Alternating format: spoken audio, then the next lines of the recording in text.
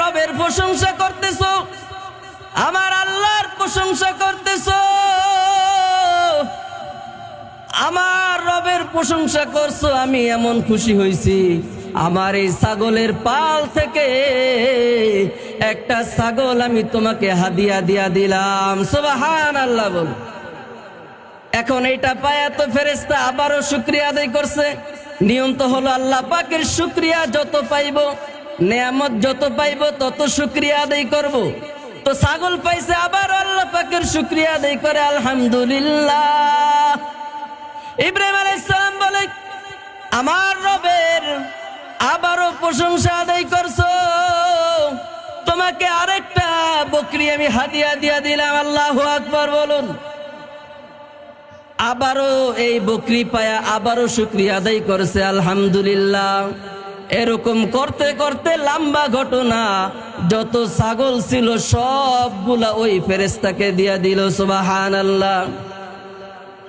এখন এরপর ওই ফেরেশতা শুকরিয়া আদায় করতেছে, এরপর আবারও বলতেছে আলহামদুলিল্লাহ।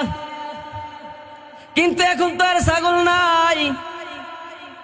ফেরেশতার রূপী ওই মানুষ বলতেছে, হে মানব, তোমার ছাগল তো সব শেষ হয়ে গেল, এখন আমাকে আর কি দিবা? আমি তো আল্লাহ পাকের নেয়ামতের শুকরিয়া আদায় করতেই থাকবো। বলে, সমস্যা নাই, ছাগল নাই তো কি হয়েছে? এই তোমার ছাগল রাখার জন্য তো রাখাল লাগবে। আমি ইব্রাহিম তোমার ওই ছাগলের রাখাল হয়ে যাব। আল্লাহু আকবার বল। ইব্রাহিম আলাইহিস সালাম এই ছাগলের রাখাল হয়ে গেলেন। ঘটনায় ওদিকে লম্বা যাব না, বুঝার বলার উদ্দেশ্য হলো নেয়ামতের আমরাও যত শুকরিয়া আদায় করবো, আল্লাহ পাক অন্য দিক দিয়ে আমাদের নেয়ামত বাড়িয়ে দিবেন। আমি যে আয়াত তেলাওয়াত করেছি, আল্লাহ পাক কোরআনে কারিমে বলতেছেন, ফাকিমুস সালাতা ওয়া আতুজ যাকাতা ওয়া তাসিমু বিল্লাহ। হে দুনিয়ার মানুষ, হে আমার বান্দারা, তোমরা যদি তিনটা কাজ করো, তিনটা কাজ করলে আমি তোমাদেরকে তিনটা পুরস্কার দিব। ফাকিমুস সালাহ, এক নম্বরে তোমরা নামাজ আদায় করবা, নামাজ আদায় করবা। ফাকিমুস সালার অনেক ব্যাখ্যা আছে, শুধু নিজে নামাজ পড়লে হবে না, নিজের সন্তানদেরকে নামাজ পড়াইতে হবে, নিজের বাবা মা ফ্যামিলির সবাইকে নামাজের দাওয়াত দিতে হবে। এটা হলো ফাকিমুস সালার অর্থ। আরো অর্থ আছে, আরো ব্যাখ্যা আছে। ফাকিমুস সালার অর্থ কাতার সোজা করে দাঁড়াও। ফাকিমুস সালার অর্থ জামাতের সাথে নামাজ পড়ো। তা আমরা সব মিলে এটার অর্থ রাখবো। আমরা 5 ওয়াক্ত নামাজও পড়বো, জামাতের সাথেও পড়বো, কাতার সোজা করেও পড়বো, মানুষকে নামাজের দাওয়াতও দিব। তাহলে পুরাপুরি আমরা এই আয়াতের অর্থ পুরাপুরি আমাদের দ্বারা আমল হবে। যেটা বলতেছিলাম, ফাকিমুস সালাতা ওয়া আতুজ যাকাত, আর যাকাত আদায় করতে হবে। ওয়া তাসিমু বিল্লাহ, এবং আল্লাহ পাকের রশিকে শক্ত করে ধরতে হবে। আল্লাহ পাকের রশি হলো কোরআন। এই কোরআন হাদিসকে যদি আমরা মজবুত করে ধরতে পারি আর এই দুইটা কাজ করতে পারি, আল্লাহ পাক বলে, তারপরের আয়াতে বলে, হুয়া মাওলাকুম, আমি তোমাদের অভিভাবক হয়ে যাব। শুধু সামান্য ছোটখাটো অভিভাবক না। ওয়া তাসিমু বিল্লাহ হুয়া মাওলাকুম ফানি'মাল মাওলা ওয়া নি'মান নাসির, তোমাদের উত্তম অভিভাবকের সাথে সাথে আমি তোমাদের, যখন তোমরা যেখানে বিপদে পড়বা, তোমাদের ওই বিপদে আমি আল্লাহ সহযোগী হয়ে যাব। সুবহানাল্লাহ। এই আয়াতের তাফসীরের মধ্যে, তাফসীরে আহকামুল কোরআনের ভিতরে একটা ঘটনা আসছে যে আল্লাহ পাক যে সাহায্য করে, আলোচনা মন দিয়ে শুনতে হবে এবং আমলের নিয়তে শুনতে হবে। ইন্নামাল আমালু বিন্নিয়াত, সমস্ত কাজ আমলের উপর, কাজ আমলের উপর নির্ভর। আমরা যদি নিয়ত করি আমল করব, তাহলে আল্লাহ পাক আমাদের দ্বারা আমল করতে সহজ করে দেবেন। ঠিক কিনা বলুন? এই জন্য নিয়ত করব, যে আলোচনা শুনবো, কষ্ট করে আসছি, আমল করব। রাজি আছি তো ইনশাআল্লাহ? যেটা বলতেছিলাম, ফাকিমুস সালাহ, যদি আমরা সঠিকভাবে নামাজ আদায় করি, যাদের যাকাত ফরজ জাকাত দেই, আর আল্লাহ পাকের কোরআন হাদিস অনুযায়ী চলি, আল্লাহ পাক কেমন সাহায্য করবে। একটা ঘটনা আসছে তাফসিরে আহকামুল কোরআনের ভিতরে। একজন লোক এই কাজগুলা করত, 5 ওয়াক্ত নামাজ পড়তো, আল্লাহ পাকের সমস্ত হুকুম আহকাম মেনে চলতো। লোকটার বাড়ি হলো ইয়ামান দেশে। ইয়ামান দেশে তার নাম হলো সুলতান ইবনে আদেল। সুলতান ইবনে আদেল 5 ওয়াক্ত নামাজ পড়তো, আল্লাহ পাকের সমস্ত হুকুম আহকাম মেনে চলতো। একদিন যখন সে দুনিয়া থেকে চলে যাওয়ার কিছুদিন আগে তার বিবিকে ওসিয়ত করে গেল, হে বিবি, আমি যখন দুনিয়ার থেকে চলে যাই তখন আমাকে কিভাবে জানাজা দিবা? আমরা তো গরিব মানুষ, কাপড়ের যদি টাকা না থাকে কি করবা? বলে, আমার একটা শাড়ি আছে সাদা বড়, আমার এই শাড়ি দিয়ে আপনাকে আমি দাফনের ব্যবস্থা করব। বলে, ঠিক আছে, তোমার মোহাব্বত আমি বুঝলাম, কিন্তু তুমি আমাকে আমার যে জুব্বা আছে সেই জুব্বা দিয়ে আমার দাফনের ব্যবস্থা করবা, আর বাকি যেই আমার পায়ের কাছে যেগুলা খালি থাকবে এগুলা তুমি লতা পাতা দিয়ে ঢেকে দিবা। যেভাবে বলছে এভাবে করছে।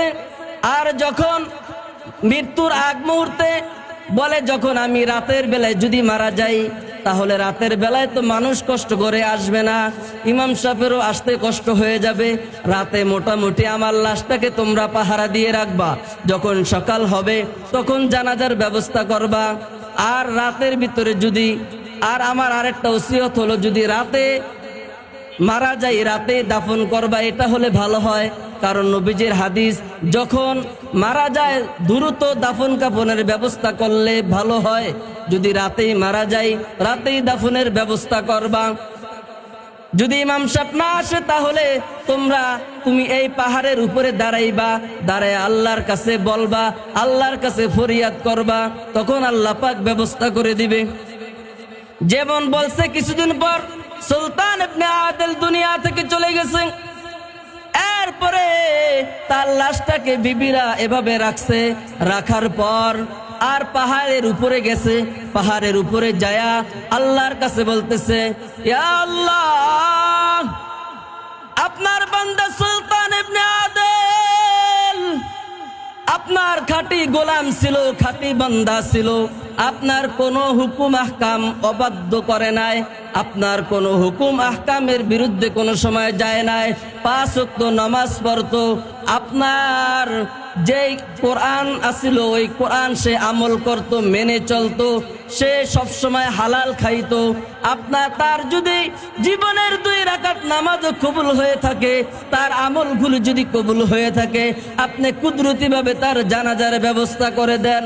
ওর বিবি যখন ওই পাহাড়ের উপরে দাঁড়িয়ে আল্লাহর কাছে ফরিয়াদ করছে, আল্লাহ পাক এই আওয়াজ তার কবুল হয়ে গেছে।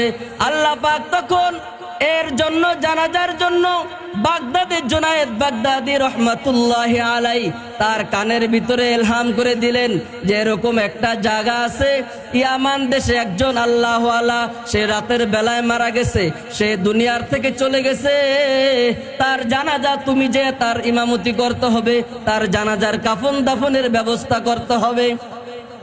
তো অনেক দূর, বাগদাদ থেকে ইয়ামান পর্যন্ত অনেক দূর, কিভাবে এত দূর পর্যন্ত যাবে? যখন এত দূরে হয়ে গেল, বাহিরের মাইকগুলো অফ করে দেন, আজান শেষ হলে আবার বাহিরের মাইকগুলো চালু করে দিন। সময় কম, যেহেতু আলোচনা শেষ করতে হবে, আমরা এদিকে মনোযোগ দিই। মুআজ্জিজ হাজিরিন, যেটা বলতেছিলাম, সুলতান ইবনে আদেল যখন দুনিয়া থেকে চলে গেল, তখন জুনায়েদ বাগদাদির কাছে আল্লাহ পাক খবর পাঠিয়ে দিলেন। জুনায়েদ বাগদাদি বলতেছে, অনেক দূর কিভাবে আমি যাব? ফেরেশতা, আল্লাহ পাকের পক্ষ থেকে একজন ফেরেশতা এক মুষ্টি বালি নিয়ে আসলো। আয়েশা এরকম বালিগুলা চারপাশে ছিটিয়ে দিল, আর জুনায়েদকে বলে দিল, হে জুনায়েদ বাগদাদি, আপনি এবং আপনার সাথে যে সফর সঙ্গী আছে 12 জন ছিল, এদেরকে নিয়ে এই বাউন্ডারির ভিতরে আপনি চলে আসেন। এই বাউন্ডারির ভিতরে যখন আসছে, আল্লাহ পাকের কুদরতের খেলা, এই বাউন্ডারির ভিতরে আইসা ফেরেশতারা বলছেন আপনি এটার ভিতরে আইসা চোখ বন্ধ করে বিসমিল্লাহ বলে দাঁড়িয়ে থাকবেন। যখন এখানে আসছে আল্লাহ পাকের কুদরতি ভাবে আল্লাহ পাক জুনায়েদ বাগদাদি এবং তার সফর সঙ্গীকে এক মুহূর্তের ভিতরে আল্লাহ পাক ইয়ামান দেশে পৌঁছায়া দিছে। আল্লাহু আকবার বলুন। अल्लाह अल्लाह क्या मुबारक नाम है, अल्लाह अल्लाह क्या मुबारक नाम है, अल्लाह अल्लाह आशिकू का काम है, अल्लाह अल्लाह आशिकू का काम है, अल्लाह अल्लाह इचे शिरी निस्तु नाम, अल्लाह अल्लाह इचे शिरी निस्तु नाम, शिरे शौकर मिकुनत जन्म तमाम, शिरे शौकर मिकुनत जन्म तमाम। अल्लाहु अकबर बोलूं।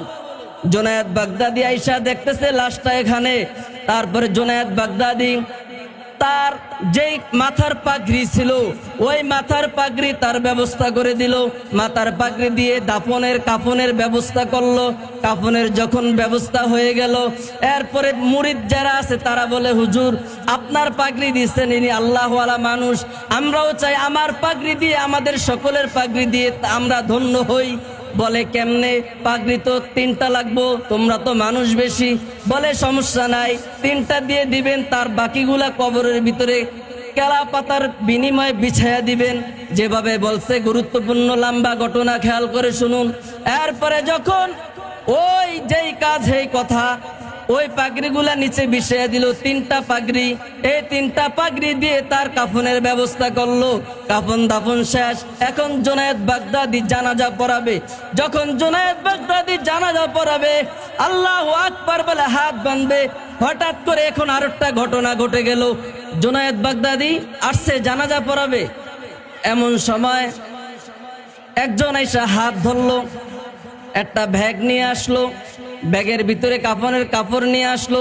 বলে জুনায়েদ এই কাফনের কাফনগুলা তুমি এটা দিয়ে জানাজার ব্যবস্থা করো, কাফন দাও। তোমার পাগড়ি খোলো, সুন্নত তরিকা হলো কাফনের কাফন দেওয়া। এটি আল্লাহ পাকের কুদরতি ভাবে কাফনের কাপড় আল্লাহ পাক পাঠাইছে। এরপরে বলে ব্যাগে আরো জিনিস আছে, ব্যাগটা রাখো। এরপরে যখন জানাজার সময় হয়েছে এরপরে ওই লোক জানাজা শুরু করে দিল। আল্লাহু আকবার, অনেক জোরে জোরে তাকবীর দিল। জানাজার নামাজ যখন শেষ হয়ে গেল জুনায়েদ বাগদাদি এরপরে ওই লোকের হাতটা খপ করে ধরলো। লোক বলতেছে আমি যাই, আর এই ব্যাগটা রাখো, ব্যাগটা আরো কিছু টাকা পয়সা আছে সুলতান ইবনে আদেলের বিবির কাছে, এই ব্যাগটা দিবা আর তাকে সারা জীবন এগুলা খরচ করতে বলবা। যখন এই কথা বলল বইলা বলে আমার সময় শেষ, আমি চলে যাই। জুনায়েদ বাগদাদি বলে না না, আপনাকে এত সকালে ছাড়া যাবে না, আপনি আমাকে বলতে হবে, আপনার পরিচয় দিতে হবে। বলে আমার পরিচয় সব জায়গায় দেই না। বলে না, আমার পরিচয় আপনার পরিচয় দিতে হবে। তখন জুনায়েদ বাগদাদিকে কানে কানে ওই লোক বলল আমাকে আল্লাহ পাক সুলতান ইবনে আদেলের জানাজায় পাঠাইছে, আমি হলাম হযরতে খিজির আলাইহিস সালাম। আল্লাহু আকবার। বলে জুনায়েদ বাগদাদি এত বড় আল্লাহ ওয়ালা ছিল, এই জন্য আল্লাহ পাক আমাকে পাঠিয়ে দিয়েছে। মুআজ্জিল হাজিরিন ওই ব্যাগটা নিয়ে যখন ওই মহিলার কাছে গেল, মহিলার কাছে যা বলতেছে আপনার বিবি, আপনার স্বামী এত বড় আল্লাহ ওয়ালা ছিল, আমি জুনায়েদকেও আল্লাহ পাক পাঠাইছে, আল্লাহ পাক হযরতে খিজির আলাইহিস সালামকে পাঠাইছে। আপনার স্বামী এমন কি আমল করত যে আল্লাহ পাক এত বড় উপরে তার মাকাম দিয়েছেন? বলে আমার স্বামী তেমন কোনো কিছু করত না। এরকম একটা কুড়াল ছিল, কুড়াল দিয়ে সে কাঠ কাটতো, হালাল রুজি খাইতো, হারাম জীবনও খায় না, সবসময় অল্প ভিতরে তুষ্টি থাকতো, হালাল খাইতো এবং 5 ওয়াক্ত নামাজ পড়তো, কোরআনে কারিমের তেলাওয়াত করতো। এই জন্য আল্লাহ পাক তার মাকাম এত উপরে দিয়েছেন। বলতেছেন এই ব্যাগটা রাখেন, এই ব্যাগটার ভিতরে আল্লাহ পাক আল্লাহর কুদরতি ভাবে কিছু স্বর্ণ মুদ্রা দিয়েছে, আপনি বিসমিল্লাহ বলে বলে আজীবন এটার ভিতরে খাইবেন, শেষ হবে না। আল্লাহ পাক যতদিন আপনি থাকবেন আপনার সন্তানরা খাইবে, কোন সময় আপনার এই সম্পদ শেষ হবে না। মুআজ্জিল হাজিরিন, যেটা বলতেছিলাম, এই যে 5 ওয়াক্ত আয়াতের তাফসীর করলাম, 5 ওয়াক্ত নামাজ পড়তে হবে এবং আল্লাহ পাকের সকল হুকুম আহকাম মানতে হবে এবং সুলতান ইবনে আদেলের মতো হালাল খাইতে হবে এবং কোরআনকে ভালোবাসতে হবে এবং কোরআনের বিরুদ্ধে যারা কথা বলে তাদের বিরুদ্ধে রুখতে হবে। শুধু কোরআন পড়লে হবে না, এটা মুসলমানদের দেশ।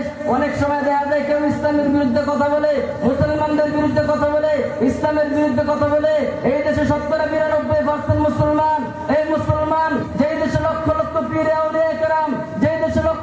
কোরআনে হাফেজ। এই দেশের মধ্যে যদি কেউ কোরআনের বিরুদ্ধে কথা বলে, ইসলামের বিরুদ্ধে কথা বলে, আপনার আমার বিশ্বনবীর বিরুদ্ধে কথা বলে, ওদের বিরুদ্ধে ময়দানে ঝাঁপিয়ে পড়তে হবে। ঠিক কিনা বলে? মুআজ্জির হাজিরিন, একদিকে আমল করতে হবে, আরেকদিকে বাতিলের প্রতিবাদ করতে হবে। তাহলে আমরা পূর্ণাঙ্গ ইসলামের ভিতরে থাকবো। যা কিছু আমল করেছি, আলোচনা করেছি, আল্লাহ পাক আমাদের সকলকে এর উপর আমল করার তৌফিক দান